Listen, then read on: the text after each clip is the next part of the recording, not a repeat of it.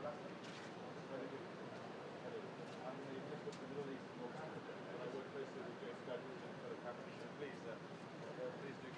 sorry about the weather. It's always a bit nippy here in this country. So there is a lounge reception, VIP reception on the third floor, which you're welcome.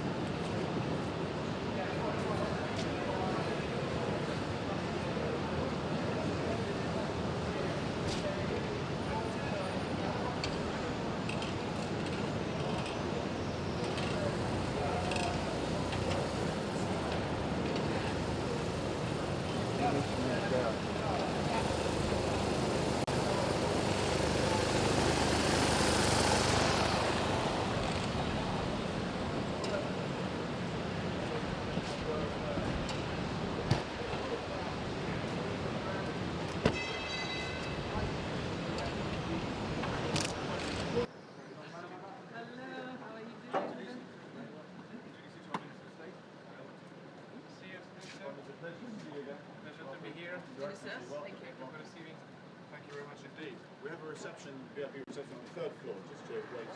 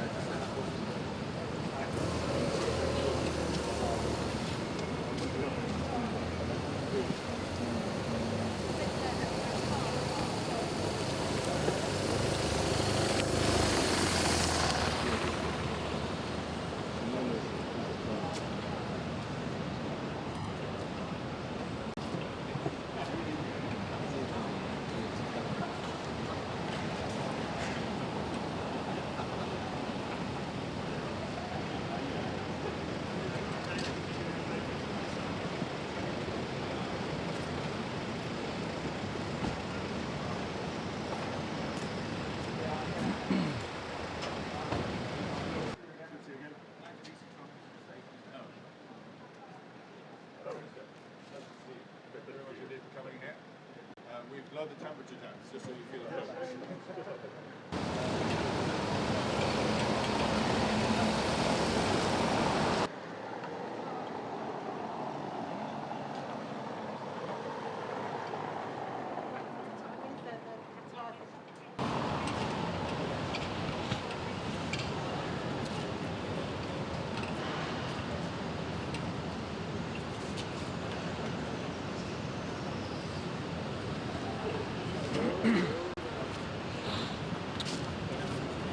Tom, Mark, do you want me to do a close up and pull back following the car in, from the entrance? Would that be a bit of a variation of the theme, or would you have to stick it for me?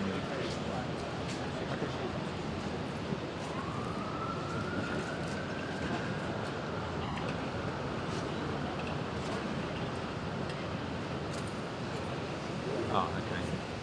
Difficult. Yeah.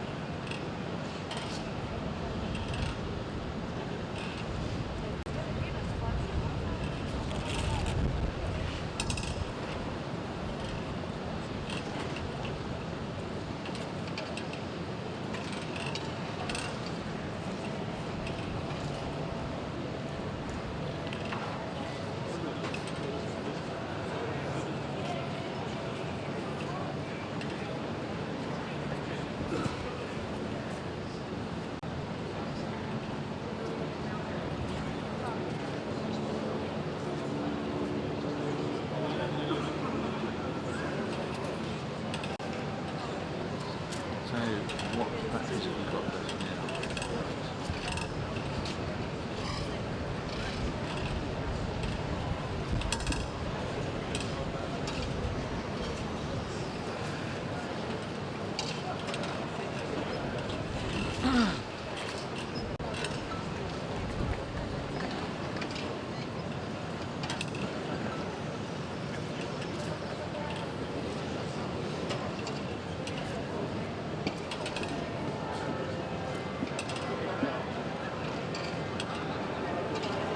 Loose cable. Those things are out the arc anyway. I'm surprised it's still working.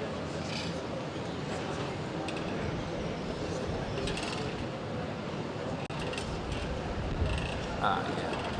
Common problem.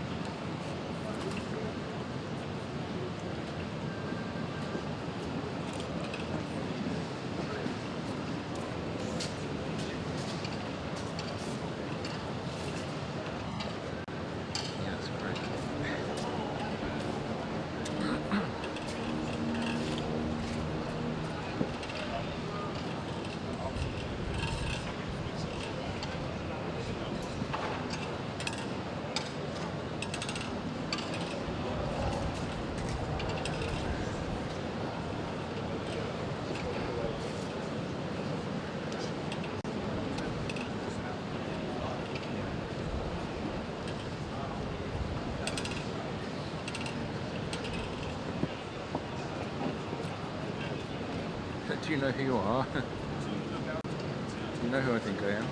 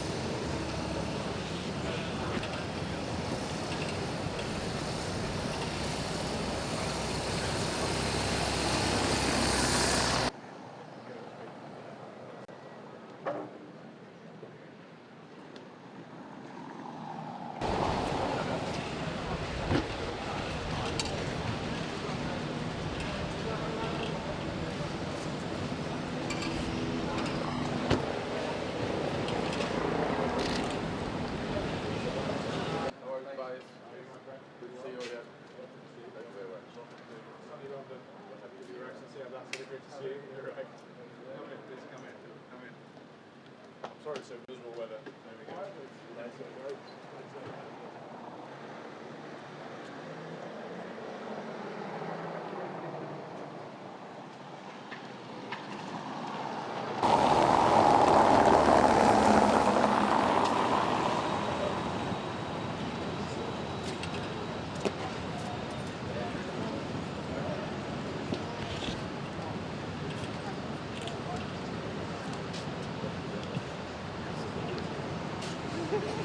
Okay, so I'll open it up another stop then. Yeah, no problem.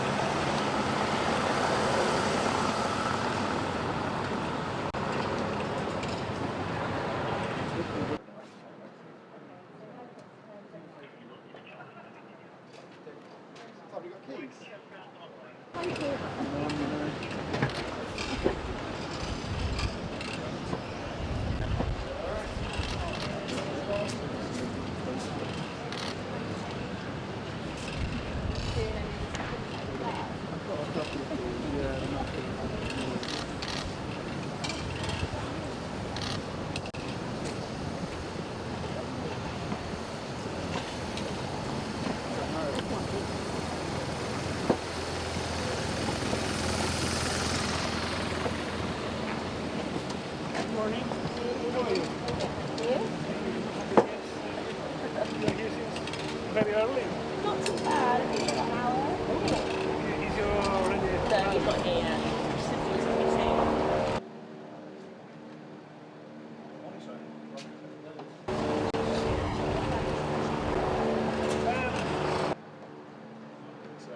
Welcome to the Queen Elizabeth Centre. We have a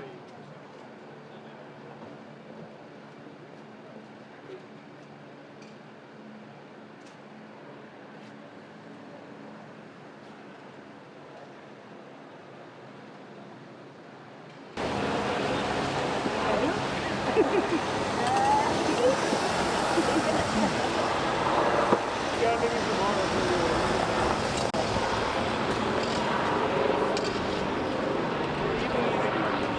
Yeah, both, yeah. You tell the road to talk about it.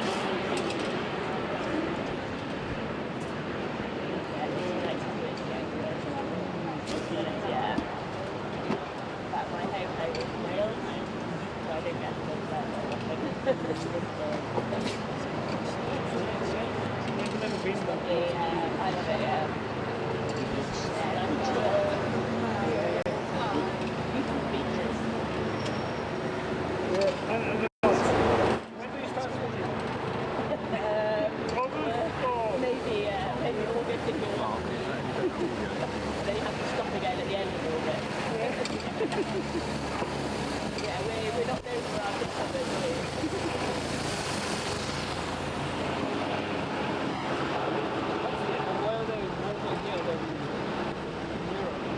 Yeah, we went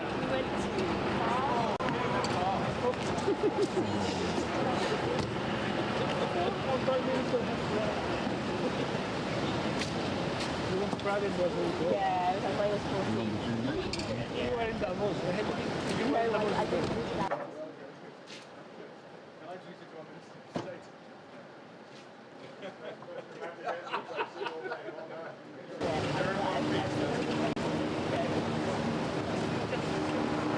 Queen Elizabeth Centre.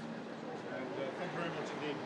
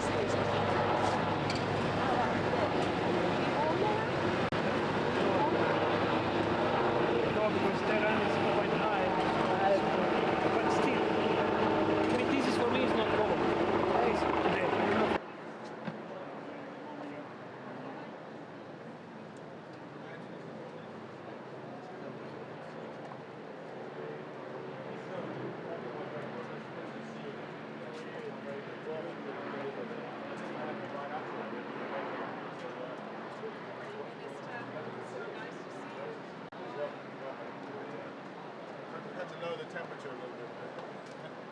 Not too bad.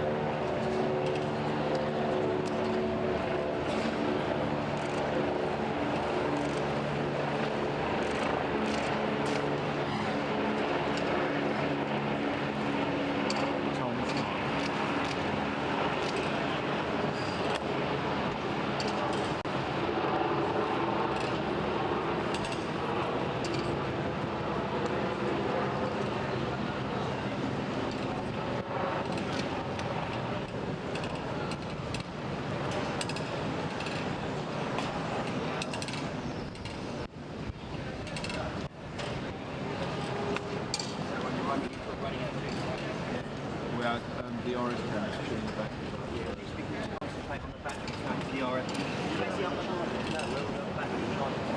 Well, apparently, these batteries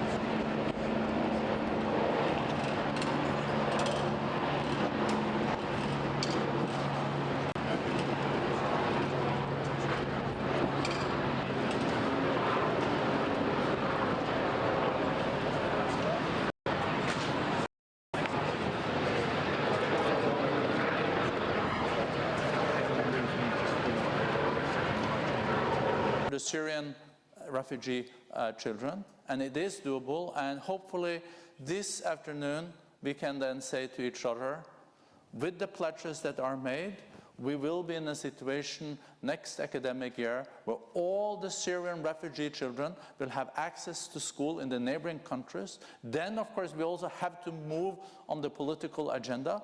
Very difficult in Geneva. We know that there needs to be effective and result-based peace talks if there is going to be also a better situation in Syria. But in the current situation, where with all this crisis and the war, we have only covered the UN appeals with 50% so far. This is also totally unacceptable. So by the end of the day, I hope we are getting as close as possible to the 7 billion that the UN has said is needed to the UN and other humanitarian organizations to be able to scale up on education, health, clean water, protection, shelter.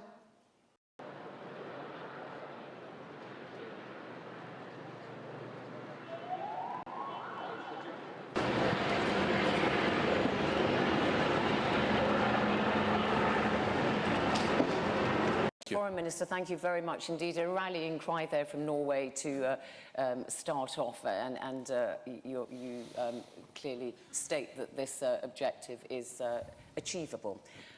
We saw in that film the young Syrian refugee Sarah, who has clearly demonstrates the fact that young people have not lost their passion for education. And our next speaker is somebody who really does embody that spirit of a thirst for knowledge. Malala Yousafzai, of course, Nobel Peace Laureate, is at the table there, and we would like to hear your comments, Malala. And she's also Han.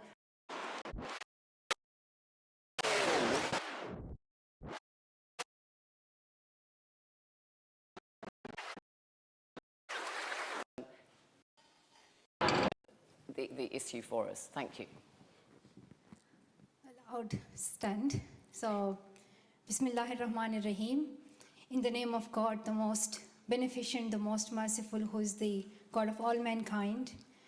At this summit, many people will talk about the 1.4 million children who are out of school in Syria, who have become refugees. And it is important that we hear from these children, from these young people of Syria in their own words.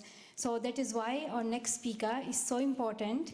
Mozoon al-Malhan was born in Syria, and war and that terrorism and those conflict forced her and moved her family to Jordan, and she was refugee in Jordan for almost 2 to 3 years, and now they are making a new home in the UK. When Mozoon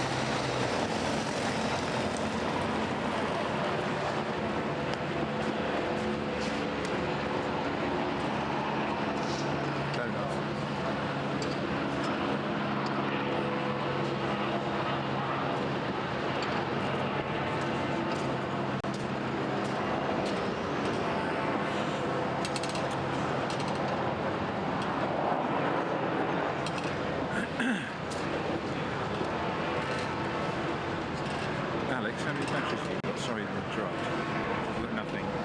Okay, so I've given Paul 2. I've got another one here. I don't know.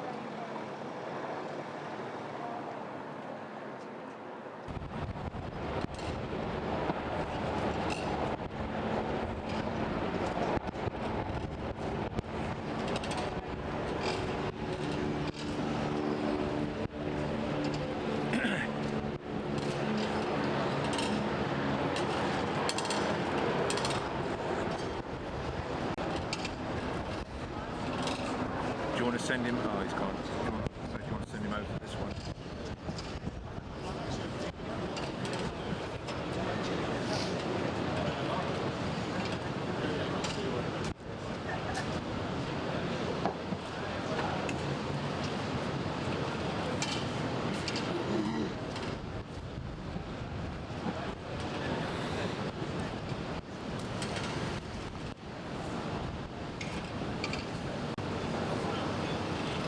Yep.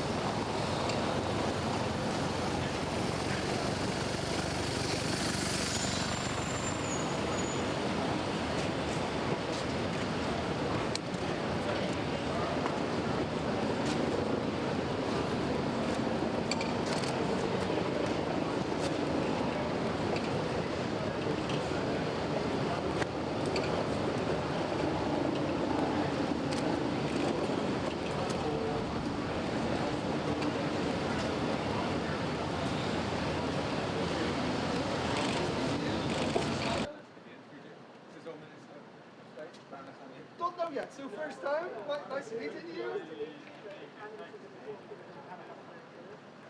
So not too naughty for the moment, is it? So how are the comments from David about Luxembourg? Are they okay? They're more than okay.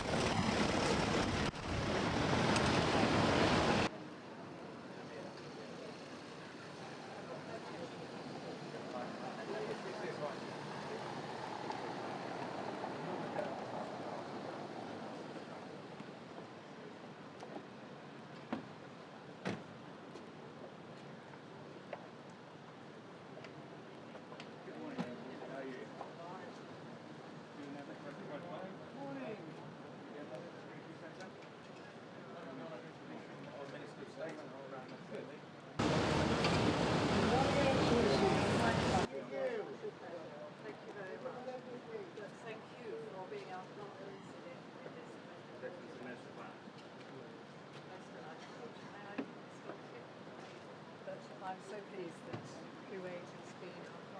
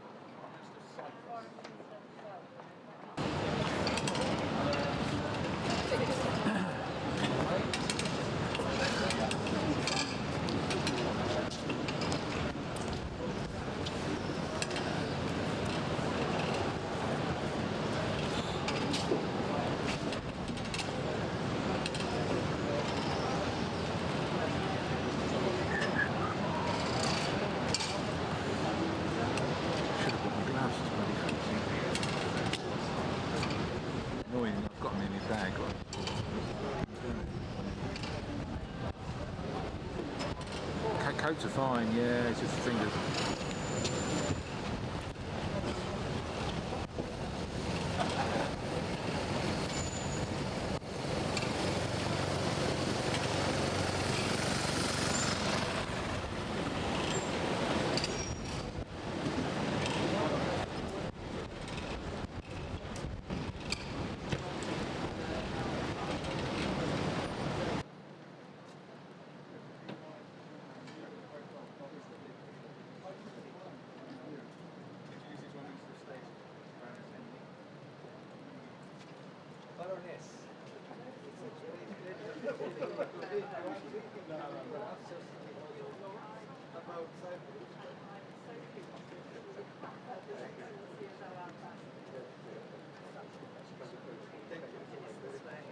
Make sure we remain perfect. Absolutely.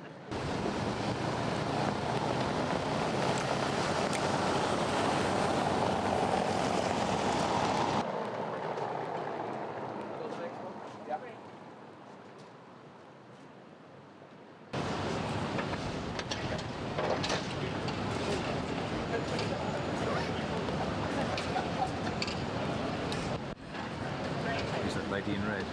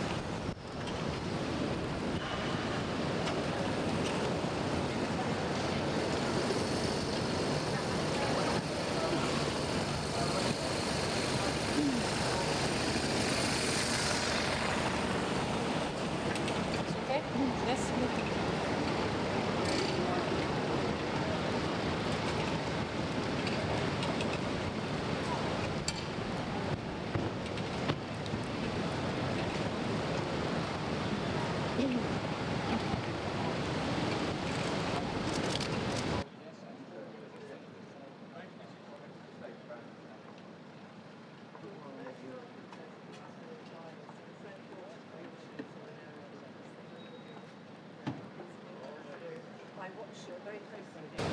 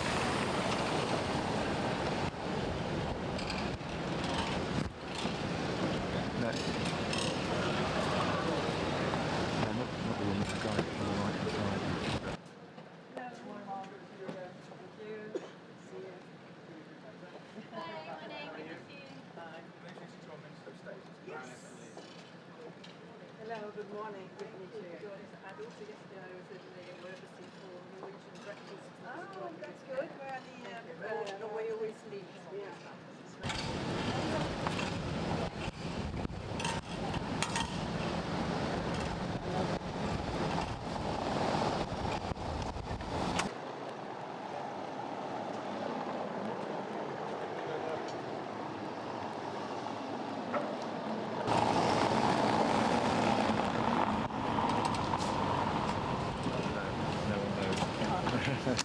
We're getting anything coming back through, so. Thank you. Sorry.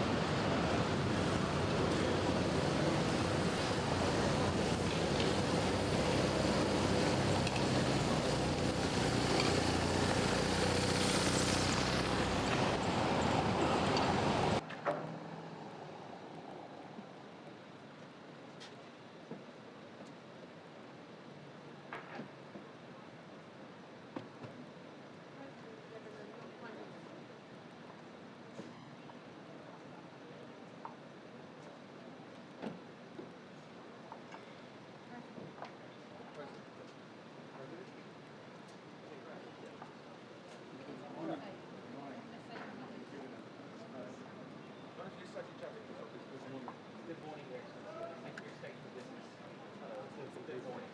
Thank you very much for coming to London today for this very important set of meetings.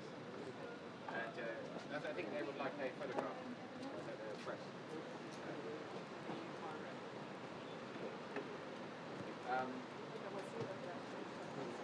I've been to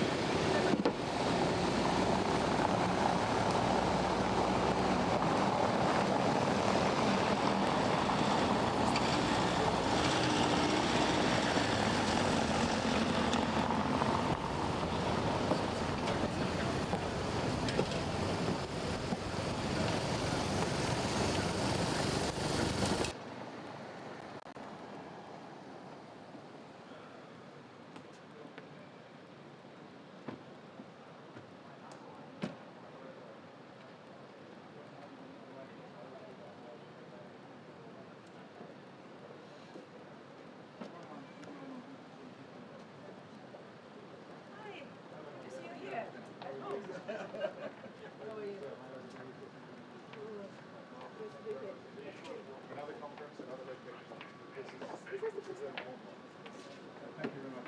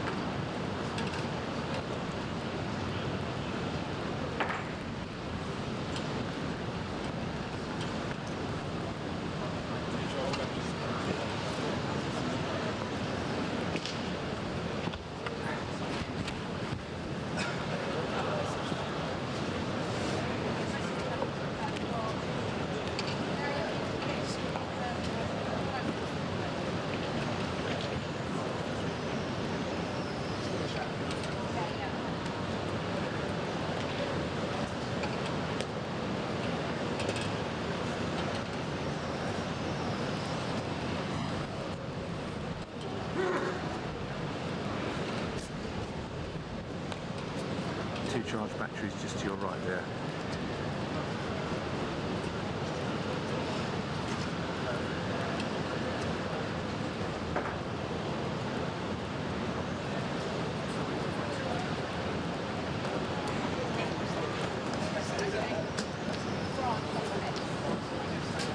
Mark back on camera, Tom. Okay, I've got batteries charging down here and Tom, Alex.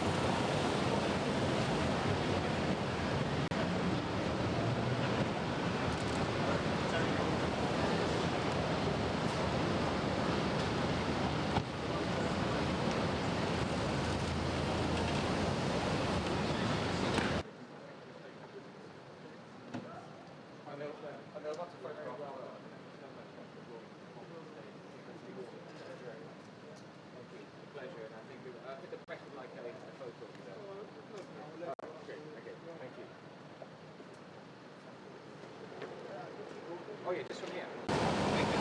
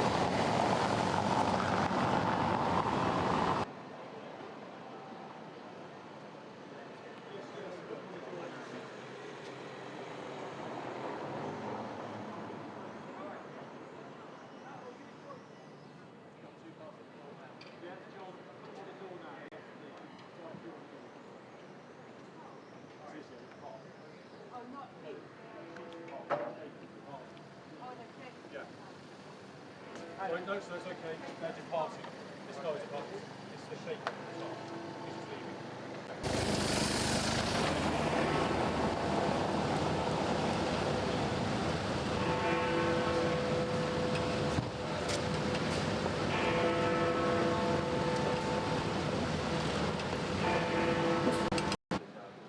I think the press would like a photo. Take this way, allow me to show you in. Great turnout.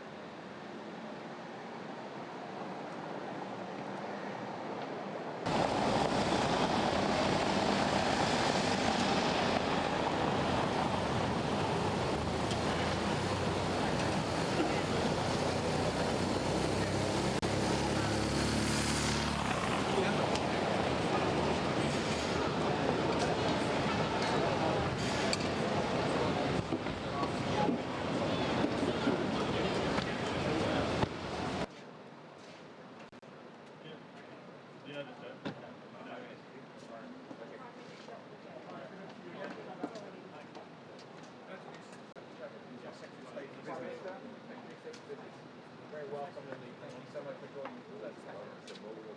Very happy. We just had a very good meeting with the and always support, expecting the political support of your government and Prime Minister Cameron for energy policy. Yes, we would love to do more business.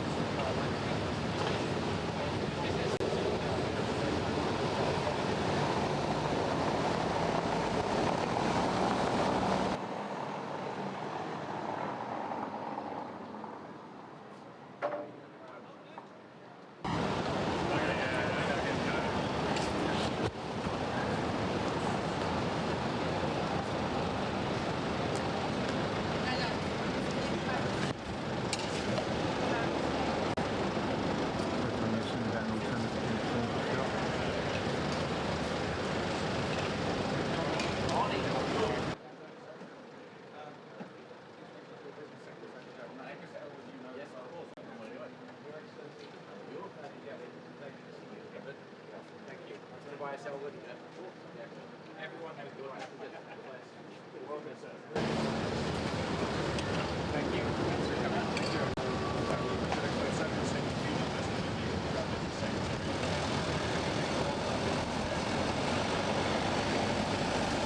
Thank you. Thank you.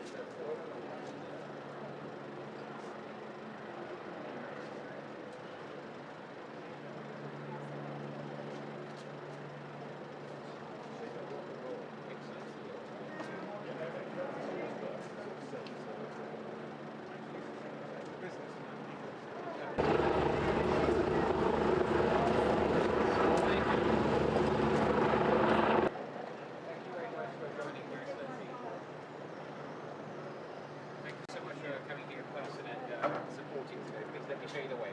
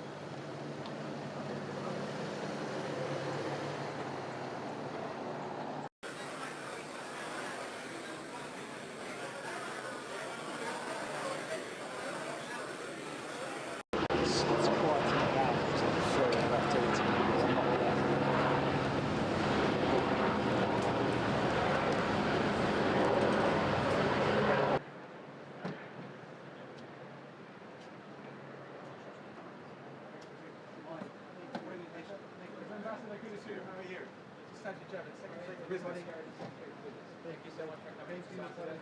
Please allow me to show you the way.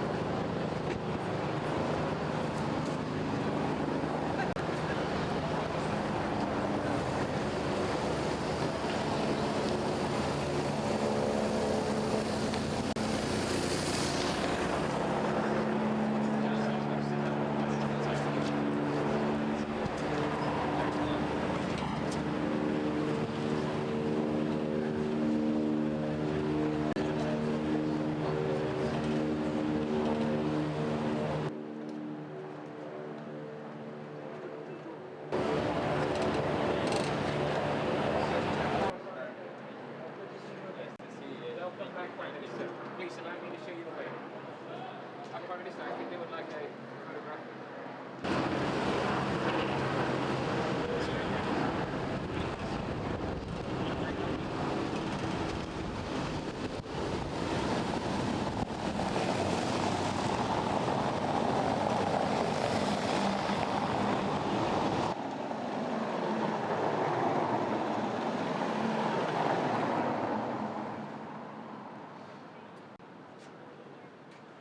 Of our time.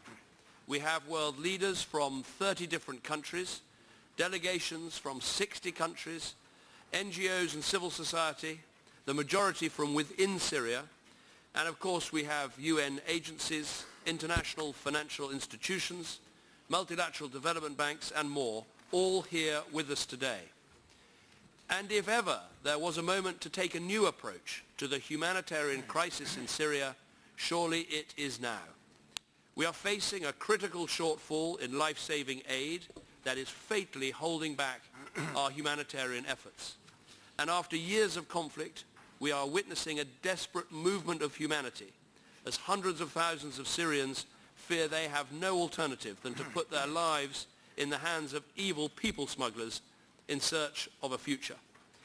Meanwhile, Syria's neighbors are struggling under the strain of hosting huge numbers of refugees and trying to maintain services and create jobs for their own people.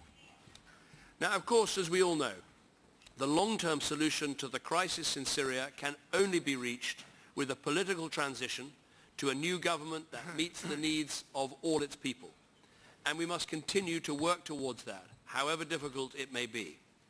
But while we pursue a solution to this horrific conflict, we can also take vital steps now which will make a real difference to people's lives both today and long into the future. We can provide the help that Syrians need now with pledges of aid, food and medical supplies that will quite literally save lives this year and in the years ahead.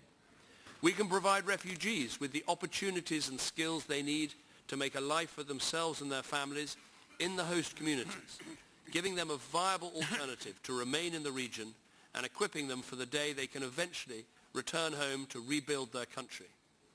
And critically, we can support those host countries and communities which are showing such enormous generosity in providing refuge to Syrians with no choice but to flee destruction. But before we turn to the steps we can take together, let's just take a moment to remind ourselves just what 5 years of conflict has meant for Syria and for the millions of people who are suffering as a result.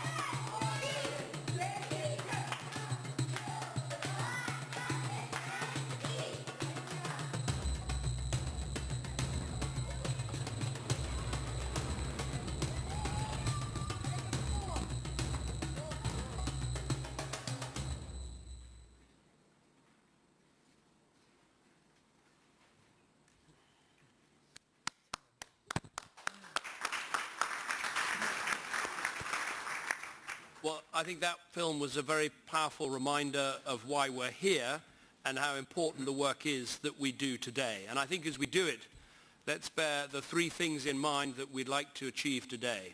First of all, the greatest possible pledge for those UN funds so that we can feed refugees, we can house refugees, we can make sure they get the medical aid and the assistance they need. That is vital task number one. Vital task number two is to make sure that the children of refugees aren't kept out of school. We do not want a generation to miss out on schooling and all that it means for their life chances. So we want every child to be educated in the region or in refugee camps by the end of 2016.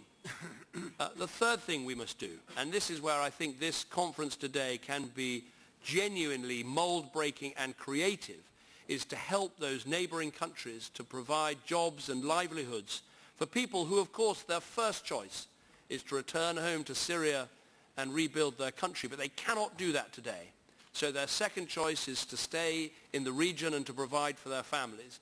And I really want to single out Jordan and Lebanon and Turkey for the incredible work that they are already doing and the incredible work that we hope they'll do even more of following today's, I hope, groundbreaking conference. If we can achieve those three things, then this day in London will be truly worthwhile for everyone and for people who are suffering so much in our world today. I'm now going to introduce the speakers who are co-chairing this conference, and then we'll hear from representatives of Jordan, Lebanon and Turkey about the important work they're doing. But first, we're going to hear from Secretary General of the United Nations, Mr. Ban Ki-moon.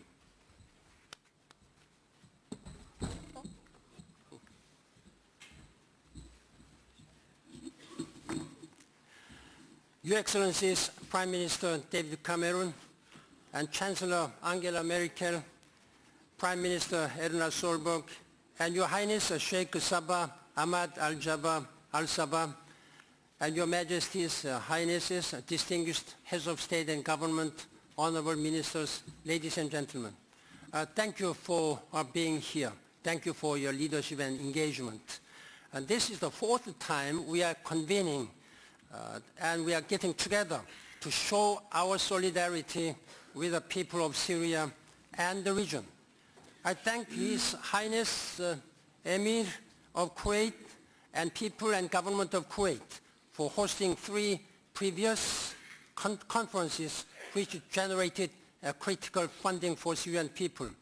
I thank the co-conveners who are sitting here, and in particular Prime Minister David Cameron of the United Kingdom for hosting today's meeting.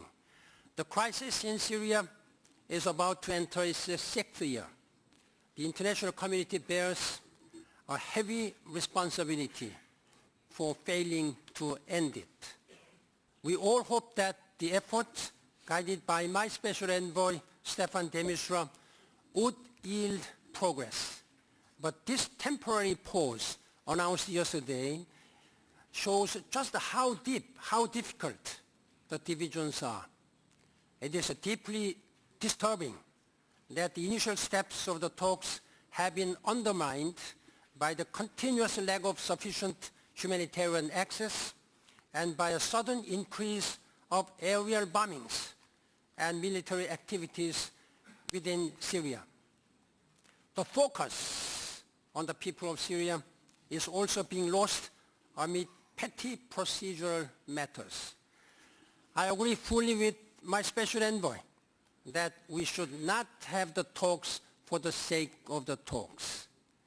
The coming days should be used to get back to the table, not to secure more gains on the battlefield. I urge the Security Council and the members of the International Syrian Support Group, ISSG, to press the parties to engage seriously with each other on Syria's future. These latest political developments add even greater urgency to our efforts here today to ease the suffering of millions of Syrians, men, women, and children. We are here today with 3 objectives. This will be more similar to what the Prime Minister just said. First, to meet the enormous humanitarian needs, at least $7 billion for this year alone, twice as much as last year.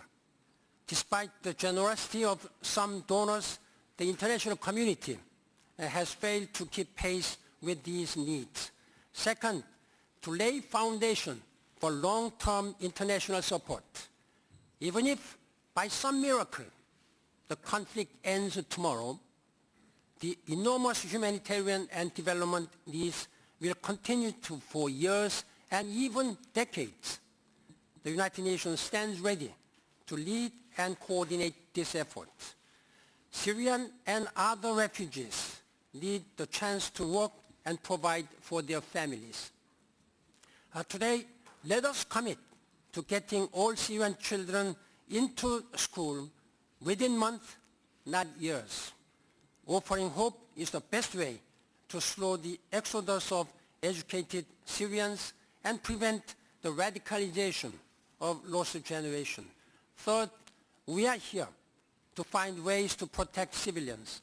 All sides in this conflict are committing human rights abuses of a shocking scale, and depravity. Palestinian refugees, already vulnerable, are doubly dispossessed and in a desperate position. We must end sieges and bring food to starving people. Your Majesties, Excellencies, ladies and gentlemen, the situation is not sustainable. We cannot go on like this. There is no military solution. Only political dialogue, inclusive political dialogue, will rescue the Syrian people from their intolerable sufferings. I want to close by paying tribute to the brave aid workers from the Syrian Arab Crescent United Nations agencies, international NGOs, and others who have been risking their lives to reach people in need under such very difficult and dangerous circumstances. Ladies and gentlemen, today, let us change the narrative. Let us, with our solidarity and generosity and compassionate leadership, bring true hope to the people of Syria and the region. I thank you. Thank you very much.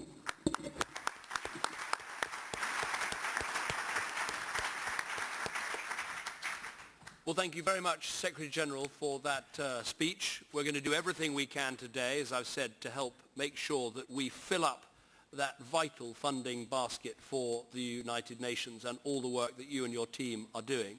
Now we're going to hear from someone whose foundations we are building on today. Kuwait has chaired the 3 previous pledging conferences and has done extraordinary work, brilliant work, in getting the world to be generous towards this vital Syrian refugee situation. His Highness the Amir Kuwait has been described as a world humanitarian leader for his work on alleviating suffering around the world and for Syrians in particular. And so, Your Highness, it's very good to have you here in London co-hosting this conference, and we look forward to hearing your remarks. Thank you.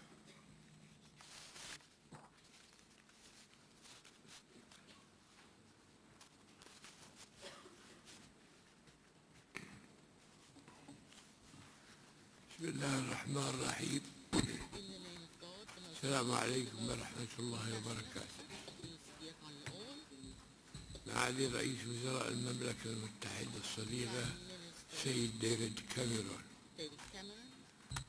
مستشارة ألمانيا الاتحادية الصغيرة سيدة أنجيلا ميركل، صديق إلى معالي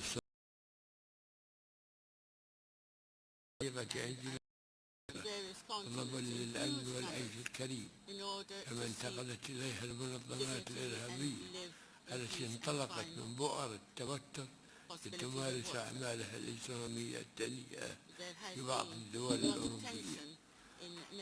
حول جلالة والفخامة والسمو، إنما شاهدناه مؤخرا من حركة نزوح كبيرة لإعداد النازحين تعكس حجم معاناتهم وتضاعف من حجم الأزمة التي يعيشها هؤلاء الأشقاء. وأسجل لهذه الدول هنا كل الإشادة والتقدير على ما تبذله من جهود سخية ولا ما يقدمونه من خدمات للاجئين، كما أشيد أيضا الجهود المغدرة التي تقوم بها الأمم المتحدة ووكالاتها الدولية المتخصصة في هذا السباق. أصحاب الجلالة والسمو والمعالي أصحاب، إننا نؤكد هنا ما سبق وأن ذكرناه بأن هذه المأساة الإنسانية لن تنتهي إلا بحل سياسي يحقن الدماء ويعيد الاستقرار لعالمنا. لقد شكل إصدار مجلس الأمن الدولي قراره رقم 2254 بارقة أمل لنا جميعا استعادة وحدة مجلس الأمن من أجل التصدي في هذه الكارثة وإنهائها، والذي نأمل أن نصل بهذا الصراع إلى حل سياسي ينهي معاناة شعب بأكمله ويخلص العالم من تبعاته المدمرة، وفي هذا الوضع حل من معاناته الإنسانية وتجاوز الظروف المؤلمة التي يمر بها. إننا مطالبون بالتفكير في فلسفة جديدة لتقديم الدعم والمساعدة للنازحين واللاجئين عبر اعتماد برامج وخطط توفر لهم فرص التعليم وتحفظ الأطفال من ضياع حقهم وترتقي بمستوى تعليمهم ما يمكنهم من مواجهة أعباء الحياة، يعينهم على رسم مستقبلهم ويجنبهم الأمية والجهل ويحصن عقولهم من أي أفكار هدامة. وفي القطاع الصحي لا بد لنا من اعتماد برامج تعني بالصحة تؤمن لهم الخدمات الصحية الملائمة وتحصنهم من الأمراض والأوبئة وتوفر لمرضاهم العلاج اللازم. كما أنه من الضروري أيضا توفير برامج خاصة تؤمن لهم فرص العمل ونحفظهم من تبعات البطالة وخطر الانجراف في أعمال تهدد مستقبلهم. فلا بد لنا هنا من التأكيد أن هذه البرامج يجب أن تنفذ وفق فترات زمنية محددة لضمان استمرارها وتحقيق الأهداف المرجوة لها. وإنه لا يسرني أن أعلن اليوم عن مساهمة دولة الكويت على المستويين الرسمي والأهلي مبلغ $300 مليون على مدى 3 سنوات لدعم سوريا، عاملين أن نتمكن من تحقيق الأهداف المرجوة ومساعدة أشقائنا وتطوير إجراءها. وبالختام لا يسعني إلا أن أكرر الشكر لكم جميعا ولمعالي الأمين العام للأمم المتحدة ومساعديه. أعين الله أن يمكننا من وضع حد لنزيف الدم وأن نحقق أمانة وتطلعات الشعب السوري الشقيق المشروعة ونعيد لوطنهم الأمن والاستقرار. السلام عليكم ورحمة الله وبركاته.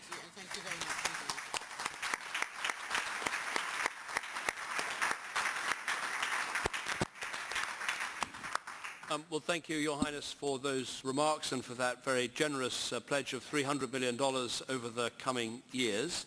We're now going to hear from the Chancellor Merkel of Germany. Germany has been one of the most generous countries in the world when it comes to helping with the Syrian refugee crisis, giving over $500 million in the last year alone.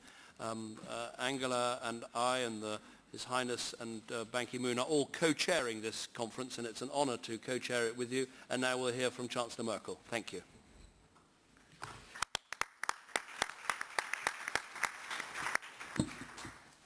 Sehr geehrter Herr Generalsekretär Ban, sehr geehrter Herr Emir al-Sabah, sehr geehrte Majestät König Abdullah, sehr geehrter Herr Ministerpräsident Ahmed Davutoglu, sehr geehrter Herr Ministerpräsident Salam, liebe Anna Solberg, lieber David Cameron, Exzellenzen, meine Damen und Herren.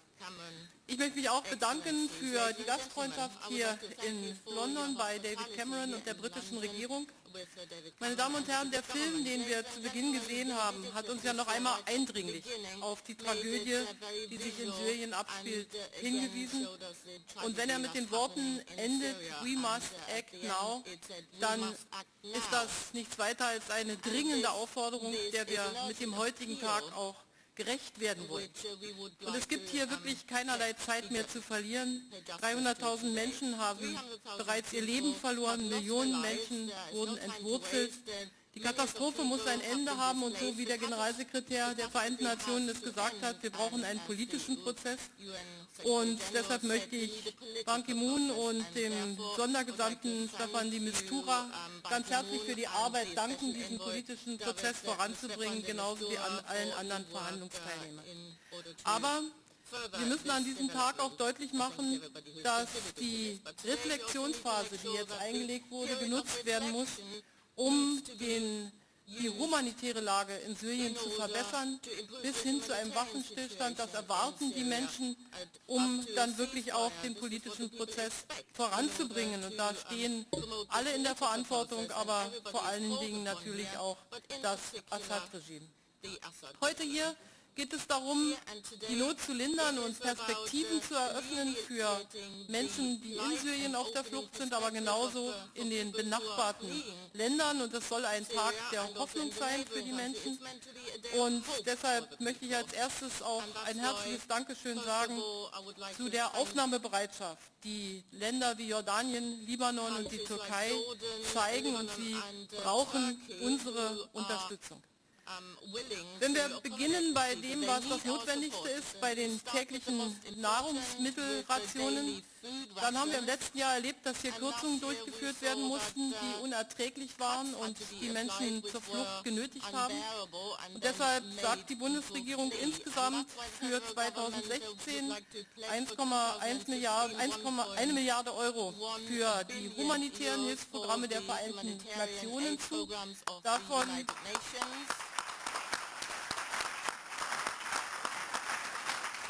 Davon möchten wir gerne 570 Millionen Euro für das Welternährungsprogramm geben als ein Beitrag. Das sind 50% der Notwendigkeiten, die das Welternährungsprogramm in diesem Jahr braucht für diese 3 Länder, damit wir hoffentlich am Ende dieses Tages sagen können, um diese Lebensmittelrationen müssen wir uns keine Gedanken mehr machen.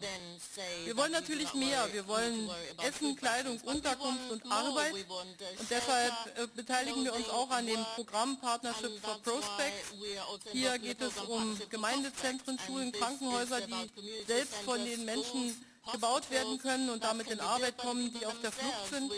Deutschland wird sich 2016 an diesem Programm mit 200 Millionen Euro beteiligen, sodass unsere Leistungen für dieses Jahr 1,2 Milliarden Euro sein werden. Es geht dann natürlich auch darum, dass wir für die nächsten Jahre schon ein Stück Sicherheit schaffen und deshalb werden wir noch einmal 1,1 Milliarden Euro in den Jahren 2017 und 2018 zur Verfügung stellen, sodass der deutsche Beitrag sich auf 2,3 Milliarden Euro beläuft. Und ich bin auch sehr froh, dass die Europäische Union ja in einer Extra-Anstrengung jetzt vereinbart hat, dass wir insgesamt auch für die Türkei 3 Milliarden Euro für die Projekte für Flüchtlinge zur Verfügung stellen. Ich möchte noch einen Aspekt nennen, den wir in Gang bringen wollen, und das sind Partnerschaften zwischen Kommunen. Wir werden dazu eine internetbasierte Kommunikationsplattform einrichten und wir werden in Deutschland dafür werben, dass Bundesländer oder Städte Partnerschaften mit Städten in Jordanien, im Libanon und in der Türkei übernehmen, um ihrerseits Hilfe anzubieten. Und vielleicht können sie in ihren Ländern das auch bekannt machen und wir können dann da mit dieser Arbeit starten. Und außerdem werden wir 1900 Hochschulstipendien für syrische Flüchtlinge anbieten, damit sie auch ihre Ausbildung voranbringen können. Meine Damen und Herren, wenn wir alle zusammenarbeiten, wenn wir alle unseren Teil beitragen, dann kann dies ein Tag einer Hoffnung sein, heute einer Hoffnung für Menschen, die so viel Schreckliches erleben mussten und leider in diesen Stunden immer noch erleben. Dieser Tag wird den politischen Prozess nicht ersetzen, aber er kann ein Stück Humanität bringen und ein Stück Hoffnung und ich wünsche mir, dass das gelingt. Herzlichen Dank.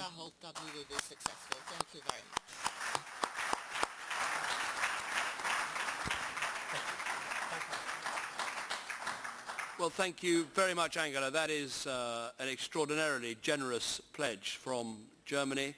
Over 1 billion euros in this year alone, 50% of the World Food Programme's needs. That, I think, you've said that today should be a day of hope, and that is a great way to get things started.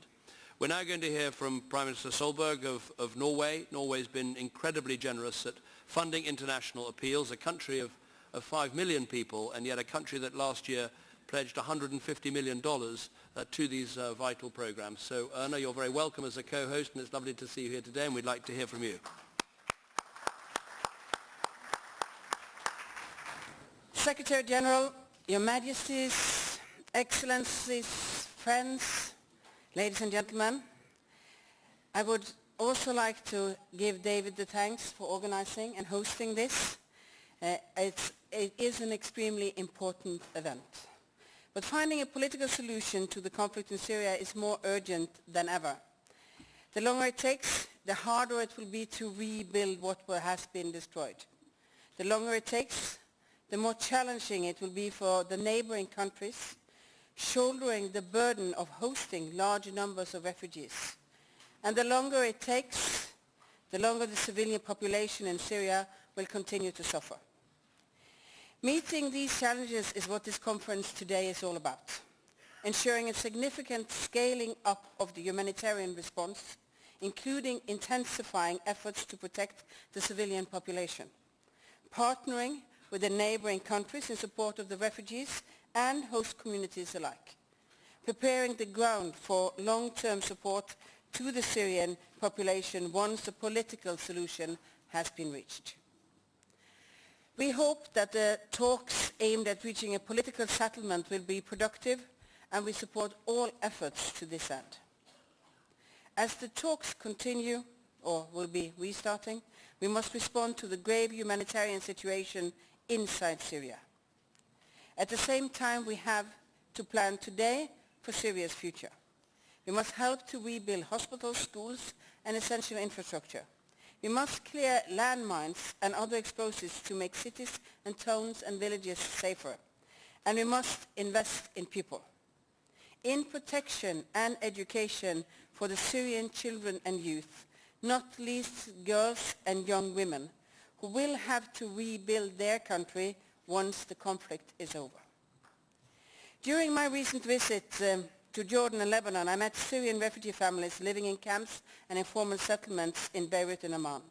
A Syrian refugee woman and her daughter living on a roof in Burj Hamad in Beirut told me about their difficult living conditions and how they worried for the future. But I also visited the hope that was given when schools running double shifts actually gave young Syrian students the hope for future. Syria's neighboring neighbors have welcomed millions of refugees. What they have already achieved is helping the refugees is impressive. And we are facing challenges.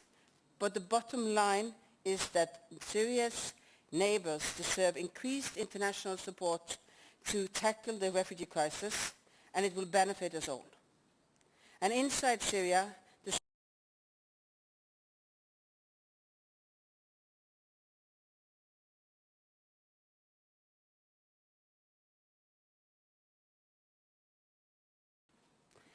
the parties to the conflict need to hear clear and unified calls from the international community. Schools and hospitals should not be attacked. Starvation must not be used as a weapon. Humanitarian access must not be obstructed, and civilians must be protected. On this basis, Norway will significantly increase its contribution to Syria and to the neighboring countries in 2016. This year, we will triple last year's pledge and make a total contribution of 2.4 billion Norwegian kroner, which is approximately $280 million US.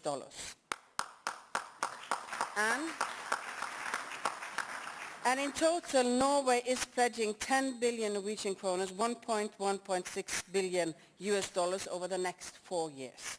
We are making a commitment for the years to come.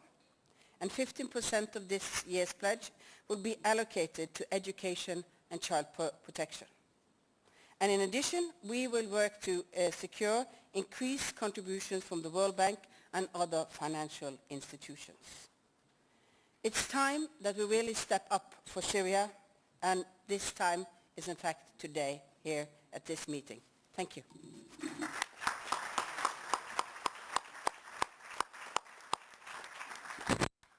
Thank you very much, Erna, for that extremely generous pledge, not just for this year, but making a multi-year pledge for 4 years. That really will help the United Nations to plan to make sure we have the provision that we need. Now, the next 3 speakers represent countries in the region that are showing such huge generosity in hosting Syrian refugees, and we want to thank them for what they're doing and hear about how we can best help them with the work they're doing. And we'll start with His Majesty, King Abdullah of Jordan. Your Majesty.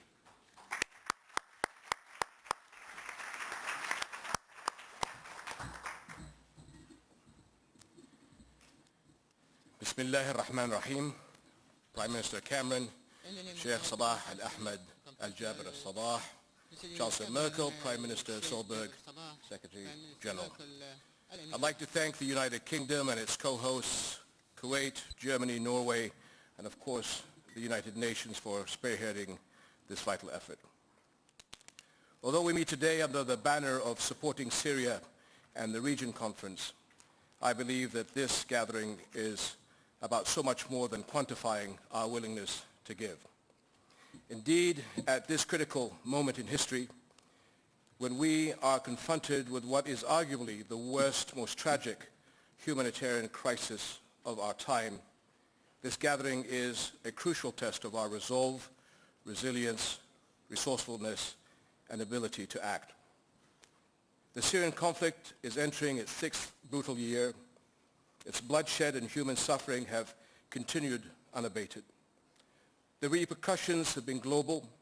The crisis has challenged economic and political alliances, raised questions about existing structures of cooperation, and strained the social values that keep humanity united. My friends, traditional approaches to handling crises simply do not work to meet this most serious of challenges. We need broader and bolder action. Today, Jordan and its global partners are proposing a new approach, one that meets this protracted crisis with a sustainable solution. Our holistic approach talks of investment and growth, not just aid and relief.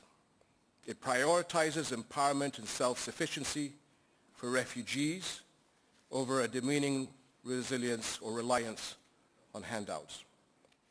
It brings us together as partners, countries, regions, the private sector, international financial institutions, to build a new model for effective, sustainable action.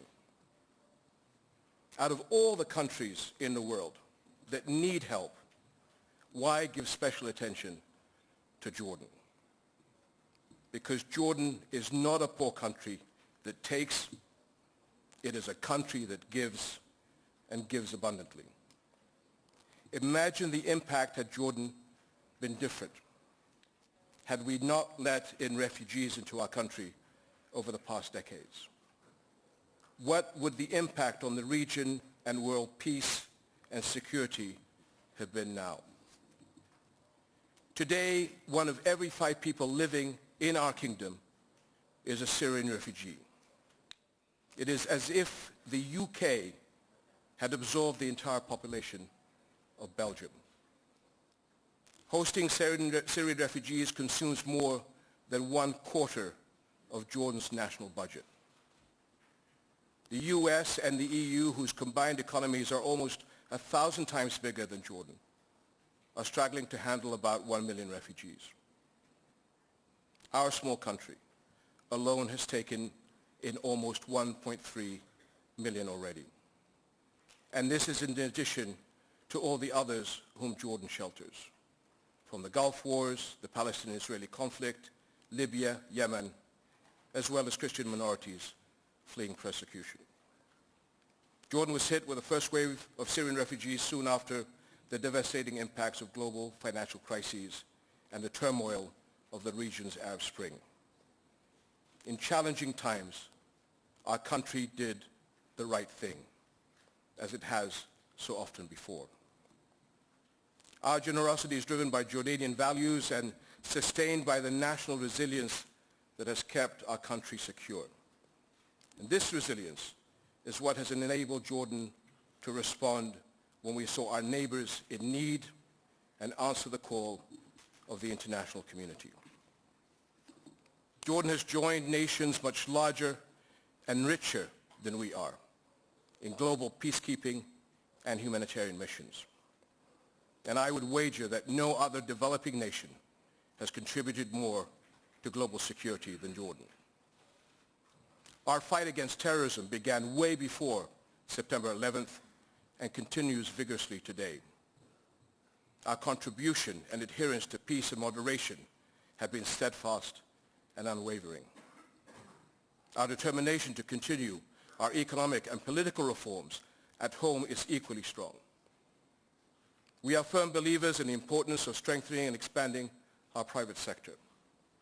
By supporting entrepreneurship and investment, we will be able to unlock a future of opportunity for our population. We are not perfect and do not claim to be, but we are doing our best against very difficult odds.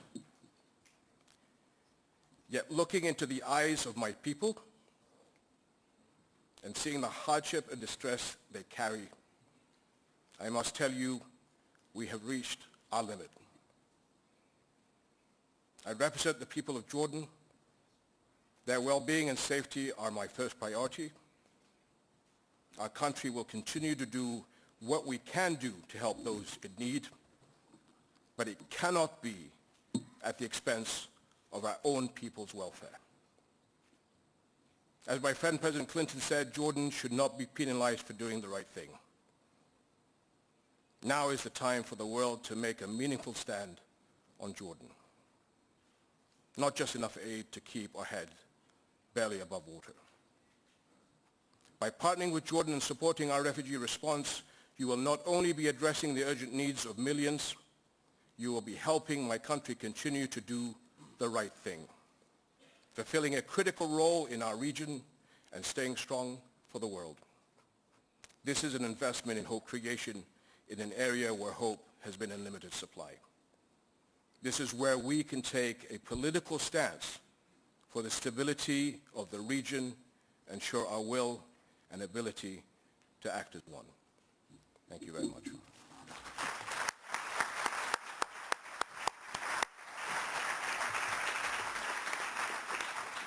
Thank you very much, Your Majesty. As you said, today is not just about aid, it's about doing the right thing, and we very much recognize that Jordan is doing the right thing, not least by helping refugees build a livelihood for themselves and their families in your country. And I think what you are describing today is genuinely groundbreaking and hugely welcome.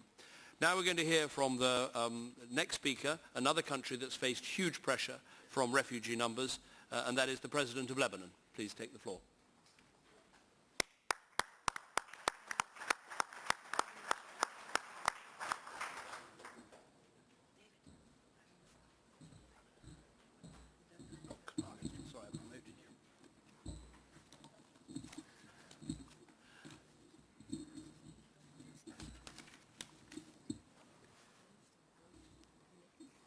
Your Majesty, Your Highness, Your Excellencies, co-hosts of the conference, Excellencies, ladies and gentlemen.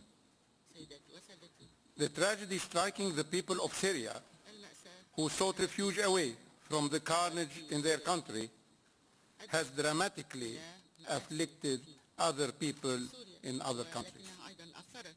Poverty, misery, disease have swelled and indiscriminately plagued the Lebanese and the 1.5 million Syrians that now constitute almost a third of the local population, grafted as they are on a limited pool of national resources and services that were largely insufficient for Lebanon's own inhabitants.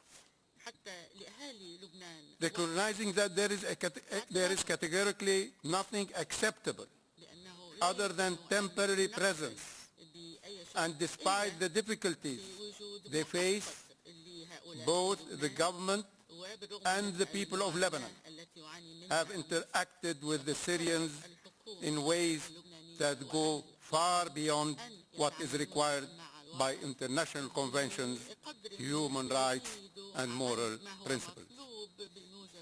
This has not gone without a price. Unemployment and poverty increased considerably. Growth fell to zero, and shortages became more critical in everything, from space in schools and hospitals to water and energy supply, all at a prohibitive cost to Lebanon's economy and to its environment.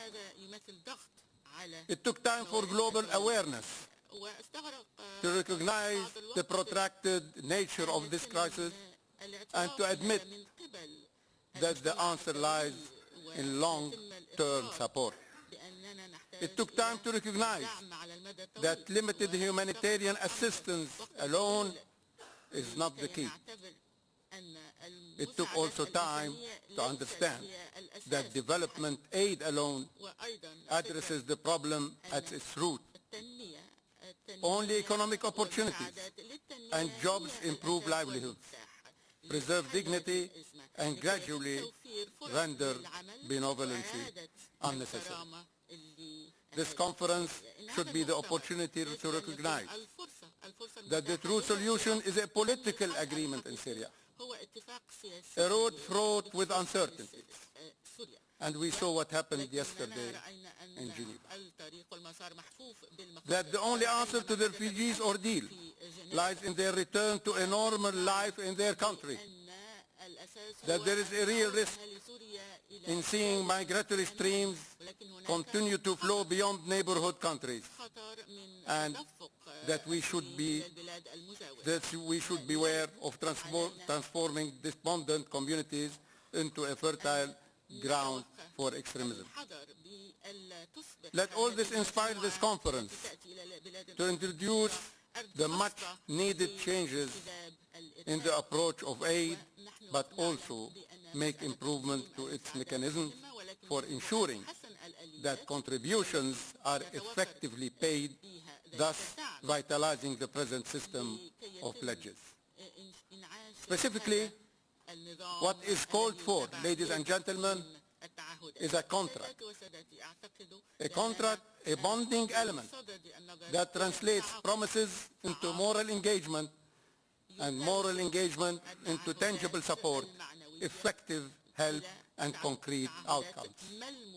By this I mean projects, programs, jobs, income, kids in school, enough food, vaccination campaigns, roofs in the rain, warmth in the cold, a smile on every child's face. Yes, ladies and gentlemen, these are the new indicators that we would like your engagement on our side to be measured by. Lebanon is not able, nor should it be expected, to finance this global public good. Annual humanitarian appeals are underfunded, kids are not in school, and food rations are smaller every day. Soon, Lebanon will no longer be able to contain an eruption that could involve further migration to distant shores, destabilization, and devolved security threats. This conference should represent a shift in the international response to the crisis. Time is running out. The statement Lebanon presents today affirms that the success of the conference will depend on the implementation of a set of mutual commitments between international partners and the Lebanese government. We should all rise to the challenge and remain above inconsequential considerations. It may be that modest budget extensions could help preserve social equilibria in the world and safeguard social values for centuries. Let us carefully weigh the trade-offs. This is not a time for smart negotiations. This is a time for empathy. This is a time for intelligent understanding. This is a time for vision. Most of all, this is a time for courage. Thank you.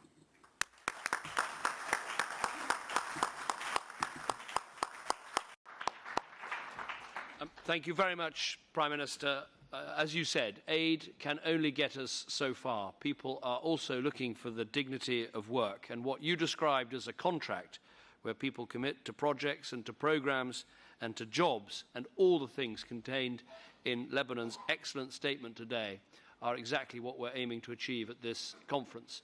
Now, the final speaker in this opening plenary session is the Prime Minister of Turkey, a country that has hosted some 2 million Syrian refugees and has done great work in helping to look after them and make sure that they are clothed and fed and housed and looked after.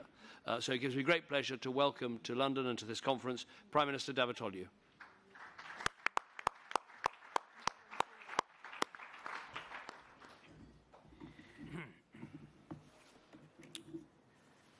Mr. Secretary General, dear our co-hosts, Prime Minister Cameron, His Highness Emir Sheikh Sabah, Chancellor Merkel, Prime Minister Solberg, dear colleagues, first of all, I would like to thank our co-hosts for this very timely and very meaningful conference.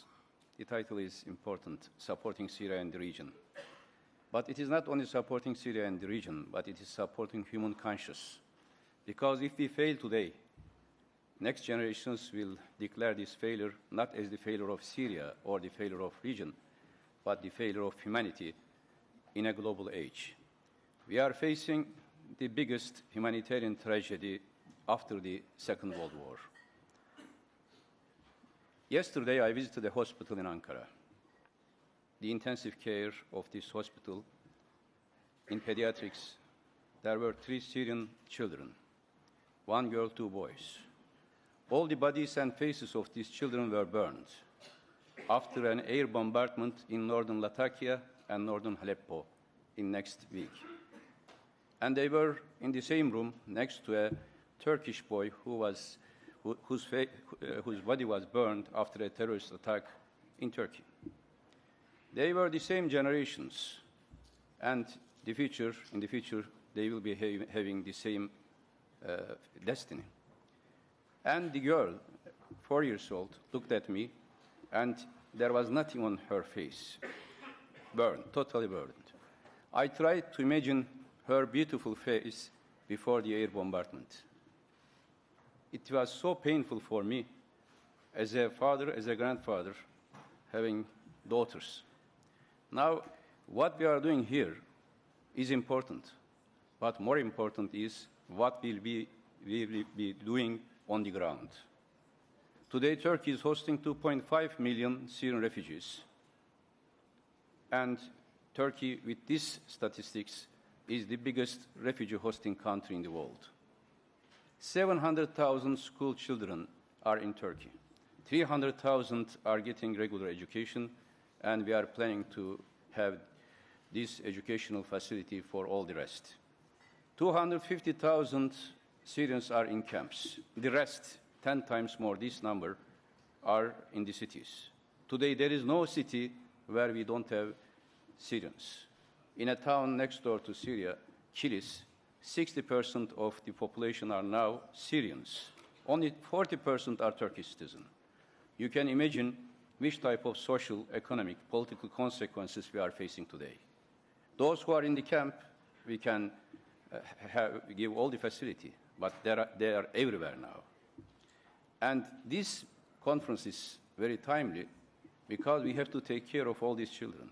We spent $10 billion only for those who are in the camps. For the rest, in other cities, there are several calculations, maybe $20 billion additional social cost, economic cost. Recently, I am very proud of my nation that throughout this 5 years crisis, there has not been any anti-refugee, anti-Syrian, or anti-Arab, or anti-migration demonstration in Turkey. We opened our houses. We opened our schools. We opened our universities, hospitals. Today, if a boy has a certificate from Syria, he can enter any university, while the same age Turkish boy has to have an entrance exam. If a Syrian, somebody has a card in his hand that, or her hand that she or he is from Syria, can get therapy from any hospital in Turkey. While for Turks, they have to have additional certificates. And last week, with the cabinet decision, we have decided to have right of access for Syrians to work in Turkey, as if they are our citizens. They are not our citizens, but they are our brothers. They are our sisters. They are our children. They are our grandchildren. We will not let them alone. Until now, we didn't receive much humanitarian support. We are now grateful to EU. We are talking on how to deal with this humanitarian crisis together. But whatever happens, whichever decisions will be taken in this conference or future, I will assure you that Turkey will share everything with these people. And in the history, we will not be having a bad record that we didn't help these victims. We will continue to help. Today, 10 billion for those who are in the camps, more millions for the others. We will continue this policy. I can assure you, no Syrians will be without shelter, without security, without food in Turkey. But we have to focus not on the humanitarian issue. We may disagree on the crisis of Syria, but we have to agree on two principles. One is humanitarian access to all those who are in Syria. Whoever is preventing humanitarian access in Madaya or in Aleppo, they are criminals against humanity. And regime today, when we are talking here in Madaya siege, people are eating grass if they find grass. They don't have water to drink. We are talking on refugees outside Syria, but they are lucky. At least they have some shelter in Turkey, in Jordan, in Lebanon. But those who are in Syria, they don't have anything to eat, anything to drink.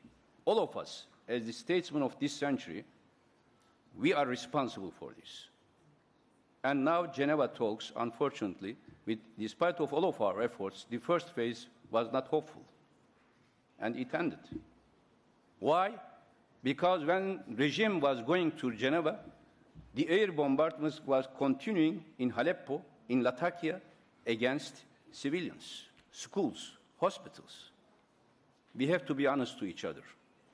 For the last 5 years, all these refugees who migrated to Turkey, they escaped from air bombardment by regime or now by pro-regime foreign forces. And Daesh, a terrorist organization, barbaric terrorist organization, emerged because of this power vacuum. Today we have two enemies of humanity: Assad regime and Daesh terrorism, barbaric terrorism. We have to be shoulder to shoulder against these those who are committing war crimes. Who can explain to me or to the people of Syria the mentality of Madaya siege, which is a starvation strategy from middle centuries? We have to talk for the future of refugees, yes, but we have to talk for the root cause of Syrian crisis. We should not ignore this. Now, this morning, when I was coming early, from 5 o'clock, I depart from Turkey, I received a report. Therefore, I didn't read my text. I am addressing to your heart. Now, 10,000 new refugees are waiting in front of the door of Kilis because of air bombardment and attacks against Aleppo. 60,000 or 60 to 70,000 people in the camps in North Aleppo are moving towards Turkey. My mind is not now in London, but in our border, how to relocate these new people coming from Syria. 300,000 Aleppo people living in Aleppo are ready to move towards Turkey. Who is responsible for this? Those who are going to Geneva, but at the same time implementing the most criminal act against people of Aleppo and Madaya, they are responsible for this, not Syrian people only. Therefore, I urge you, all of my colleagues, not as Prime Minister of Turkey, hosting 2.5 million people, this is our responsibility. We will do it. Whatever happens, we will continue our open door policy, and whoever comes to Turkey, we will not ask, who are you? Are you Kurd? Are you Arab? Are you Turk? Are you Sunni? Are you Shiite? Are you Nusayri or Christian? Everybody is welcome, because we have much bigger heart than our budget. And we will share everything. And every week I am visiting hospitals. I will continue to do so because they are members of our family. But our main question is, when will these war crimes be ending? By Daesh, by Assad? No difference. Therefore, it is a very timely meeting, parallel to Geneva talks, and I am grateful for all of our co-hosts for this very timely initiative, and Turkey will be always at your disposal as the initiators, Prime Minister Cameron, all of our colleagues. Whatever you decide, Turkey will be on board. And I want to end with an invitation with the initiative, great initiative of Secretary General Ban Ki-moon. We will be hosting the first ever World Humanitarian Summit in Turkey in May, 23rd and 24th of May. And there that will be a very good opportunity to talk more on humanitarian issues, not only Syria, but all other humanitarian issues. All of you, most welcome to Istanbul to discuss all these problems. Again, I say this is not only support for Syria and the region, but this is a conference supporting human conscience. Thank you very much for this initiative. Thank you.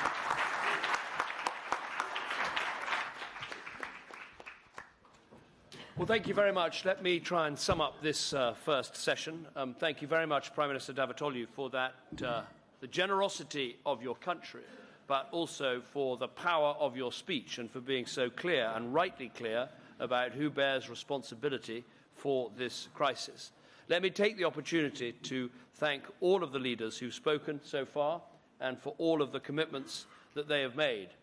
As Angela Merkel has said, today should be a day of hope. With so much that is so difficult in the Syrian crisis, that is so intractable in the Syrian crisis, today is about funding for refugees, helping those people, helping their families, educating their children, giving them the dignity of work. That is what today is about.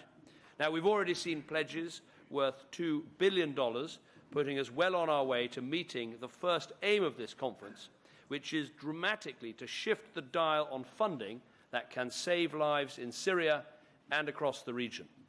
And we've heard bold and courageous commitments from King Abdullah, from the Prime Minister of Lebanon, now from Prime Minister Davutoglu, to ensure that their countries, ensure that all children in their countries have access to education and to open up their economies to attract new investment and to create new jobs for their own people and for refugees alike. We've heard how Jordan is setting up new economic zones. We've heard how Lebanon has committed to provide education for all 3 to 5-year-old children, as well as for 5 to 17-year-olds. And we've also know that Turkey has passed legislation to allow refugees access to the labour market. But these countries, these leaders, can only follow through on these commitments if we, as the international community, give them the tools to deliver. So our challenge today is to turn commitments into reality, to deliver that education, to create these jobs, to give Syrian refugees hope for a better future in the region. Now, this will require significant financial resources from donors and from international financial institutions. It will mean bringing our trade policies to bear, including in the European Union, and it will mean mobilizing our private sectors to create the jobs that everyone wants to see. But if we can do this, we can show Syria's neighbors that they do not stand alone, just as we can show Syrians themselves that we are committed to supporting them and their country now and long into the future. Now, that brings me to Britain's pledge.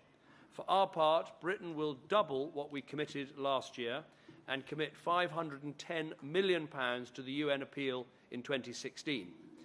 We will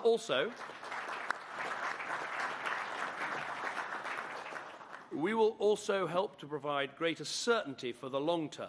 So I can announce that Britain will commit at least £280 million a year from 2017 to 2019, and that will bring our total commitment at this conference to $2 billion. I know that each donor would have come here today with a budget and with a pledge they intend to make, but I would ask you to consider whether there's anything more that you can do. We are all leaders who have difficult responsibilities, difficult budgets to manage. But when we look at this crisis that has now gone on for almost as long as the Second World War, I hope that as we stand and make our pledges today, we don't just think of our own countries and our own people today, we think of our children and our grandchildren and what we will say to them when they say to us in the future, what did you do when the world faced this Syrian refugee crisis, when so many suffered, when so many were killed, when so many were left hungry, when so many felt they had to make this journey across the world to find safety for themselves and their families, what did you do? I'm clear that Britain will play its part, and I know that countries here today will play theirs.